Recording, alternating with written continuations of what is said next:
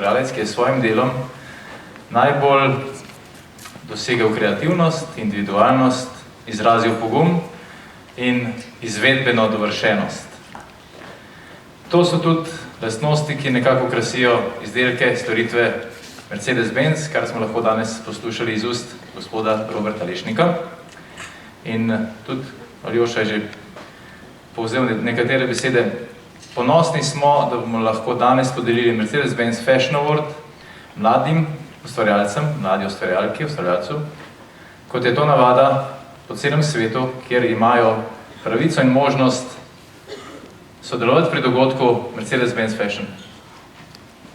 Tako da, Aljoša, izvoli. Hvala za te besede, ki so še bolj orisale kontekst današnje nagrade. Vsekakor bi pa z največjim veseljem na oder povabil Natašo Peršuh, predsednico letošnje žirije, v kateri so sodelovali še Elena Fajt, Metka Kežar in Sašo Radovič. Nataša, izvoliš.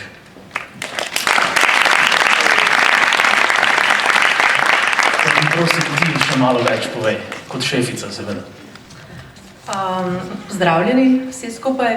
Najprej moram povedati, da seveda žirija je imela izredno težko delo. Vse kreacije, vsi oblikovalci, ki so pač bili izbrani kot kandidati za to nagrado, njihove seveda stvaritve si lahko pogledate tam na desni, kolikor si jih še niste. Vsi so pokazali en izjemen talent, eno tako osebno izpovedno noto in hkrati, kot je že gospod Oderlak povedal, eno mojstrstvo v izvedbi. Tako da pač ne, nagrada, žal, ne morejo vsi dobiti nagrade, čeprav seveda bi si jo vsi zaslužili. Tako da žirija se je na koncu odločila po takem premisleku otreznem, da namesto ene podeli še dve dodatni priznanji. To se pravi častni priznanji Mercedes-Benz Fashion Week Awarda in najprej bomo podelili torej te dve priznanji, ki bomo podelili v naključnem vrstnem redu.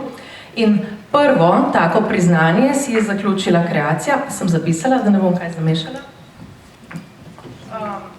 Kreacija z naslovom 798 MHz. Avtorica že ve, kdo je to.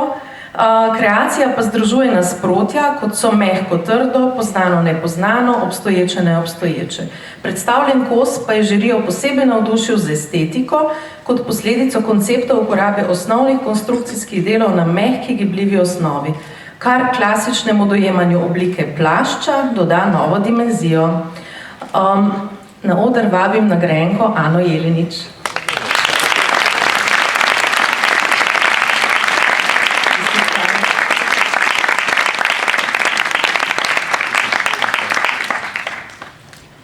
Počakaj, Ana, bomo se še slikali.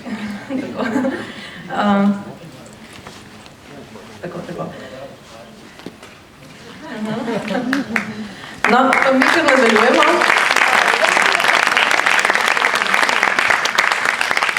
Drugo posebno priznanje si je zaslužila kreacija in oblikovalka z naslovom The Future Overcomes Numbness Number 2.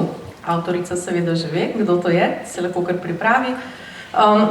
Kreacija pa nas je navdušila s konceptom, ki pripoveduje intimno zgodbo o odtujenosti sodobnega posameznika, o mešanju preteklosti in prihodnosti in o tradiciji in inovaciji.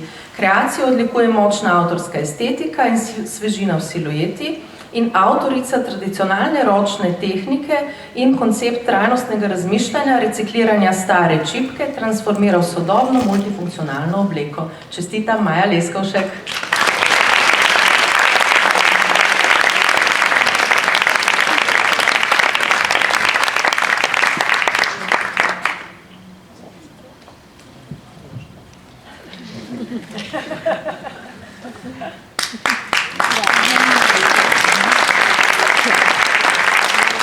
In zdaj še veliki finale. Kot je že bilo rečeno, kreativno, drugačno, individualno, pogumno, osebno in aktualno. To so bile karakteristike, ki smo jih nekako iskali. In seveda žirija meni, da mladi oblikovalec mora biti še posebej pogumen v svojem osebnem izrazu. Kreacija, ki smo jo nagradili, se inspirira v trenutnih dogodkih in preizprašuje usodo umetnosti in kulture v luči begunske krize. Plašč s kamuflažnim vzorcem postane skoraj popolnoma bel, ko ga prekrijejo aktualni slogani, potiskani s tehniko ročnega tiska. Celotna silueta pa mojstrsko kombinira in združuje različne tehnike ročnega tiska in globokega tiska, elemente casual in visoke mode. Končni rezultat je hkrati popolnoma funkcionalen, sodoben in aktualen moški unisex trench in zanimiv t-shirt, ki lahko funkcionirata tako v kontekstu pret-a-porter nosljivih oblačil ali ulične mode. Hkrati pa posamezni kosi in celota nosijo v sebi subtilno poetiko in radikalno močno estetiko. Kreacija z naslovom You Used to Call Me, avtorice Sare Valenci, tako dobi glavno nagrado v vrednosti 1000 evrov.